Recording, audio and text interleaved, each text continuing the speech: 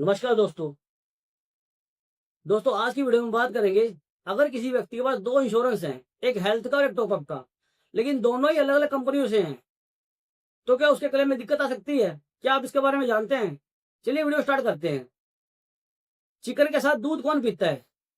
दही के साथ चाय कौन पीता है? ऐसी गलती वही लोग करते हैं जो टॉपअप तो कहीं से लेते हैं, इंश्योरेंस पॉलिसी कहीं से लेते हैं। ऐसे में उनका क्लेम में कई बार दिक्कत आती है। मान लीजिए एक व्यक्ति ने 10 लाख रुपए समय छोड़ की हेल्थ इंश्योरेंस पॉलिसी ले रखी थी। उस पॉलिसी के ऊपर उसने 90 लाख रुपए का टॉपअप भी ले रखा था, जो कि किसी दूसरी कंपनी से था।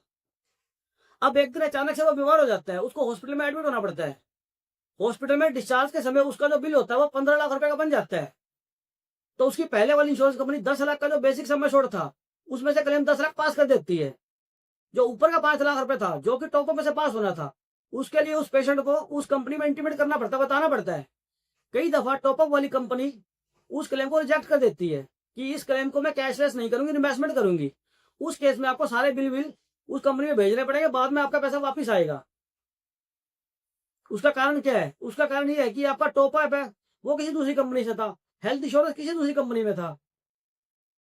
तो दोस्तों, जब भी आप अपने लिए हेल्थ इंश्योरेंस पॉलिसी लेते हैं, तो ये बात ध्यान रखें, जहां से आपने अपने हेल्थ इंश्योरेंस की बेसिक सम एश्योर्ड की पॉलिसी ले रखी है, टॉपअप भी वहीं से लें, ताकि भविष्य में क्लेम के अंदर दिक्कत ना हो। अगर आपने ऐसी गलती कर भी रखी है, तो उसमें घबराने की बात नहीं है।